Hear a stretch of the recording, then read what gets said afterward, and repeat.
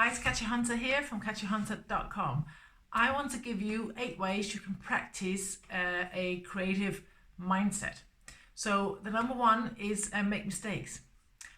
We are taught in school, you're probably in school and your society, your family and friends maybe, and maybe you say yourself to your kids or your friends, oh, don't want to make mistakes, you want to do this right. This is not actually good, because making mistakes is part of life, it's part of creativity, and if you want to try something new, if you want to do something, you won't always get it right.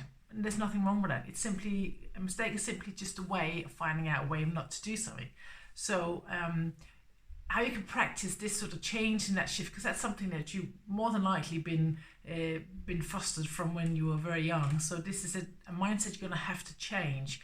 And usually it's not actually what the mistake itself you're afraid of, it's often the feeling that we feel. So it could be a shame, it could be embarrassed. So have a look at what it is you're actually afraid of, and then you can even write it in big words on your your desk, whatever, and say, I love making mistakes. So just you keep changing, start changing that belief that mistakes are bad, because actually mistakes are very often a way to creative breakthroughs. Another one is, so let your curiosity lead you, which is closely linked to keep learning. There's always something to learn, and there's always something, and how you learn is almost like you follow your curiosity. So something that you think, I wonder why that is, or what that is, or what that does, and who this guy is, and what does he do, and let me investigate. So you just, even the tiniest thing, it doesn't have to be anything big, but just allow that sort of curiosity to pop up and sort of bubble up, and then just follow it. Go down that road of finding out, wonder what that is, I wonder what this job is, or what if I did it this way. I'm actually already bringing in another way to practice a creative mindset, which is divergent thinking, which is asking yourself the question, what if? Which is a really good way of opening up to curiosity and to inspiration and to the pathways, which is another one. So we're on 4 or 5 now, ways to practice a creative mindset. So asking, what if this happened? What if I went this way? What if I wasn't different? What if I tried this approach? What if I spoke differently? What if I, that's a really good way to practice opening up your mindset to new possibilities and new inspiration. Another way, as I was just saying there, was to go down the sort of path less traveled, is in the brain. So the more you do something, the more pathways you create in the brain, and then it becomes easier, and then that's how habits are formed. So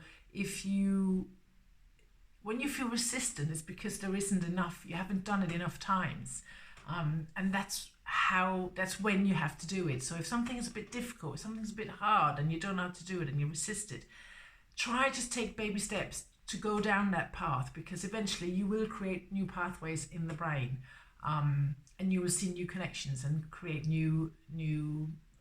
or connect new dots rather. Another way is to say no. Say no to always being the one who have to do everything. Say no to undermine yourself. Say no to being around a-holes. Just say no to always having to sacrifice yourself. This sort of martyr. I'm always doing this and that. Just say no.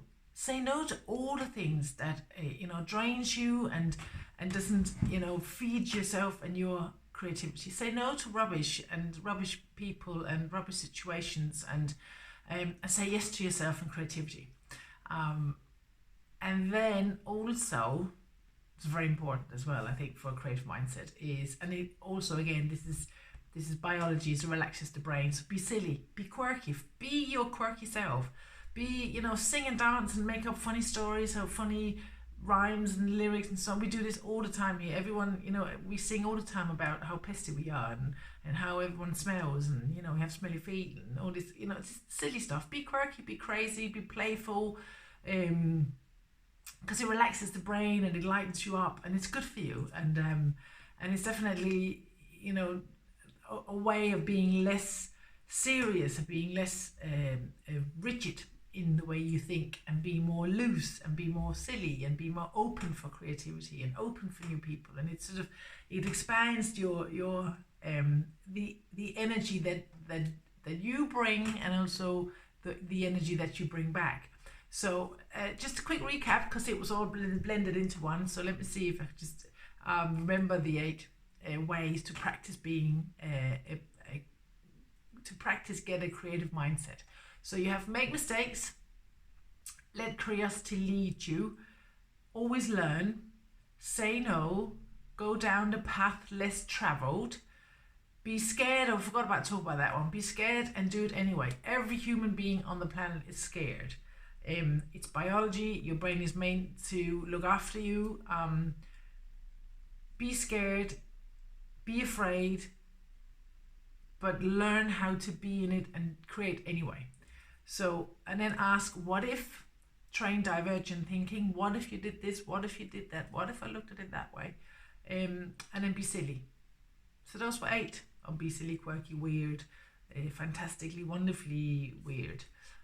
So those are ways you can practice a creative mindset, which is the opposite of a closed and rigid and fixed mindset where you think you already know everything there is to know, which is obviously not the case.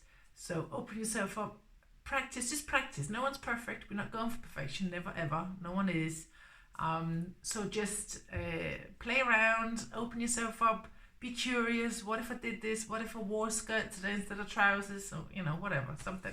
All right, so I hope this is helpful. Thanks so much, and I'll see you next time.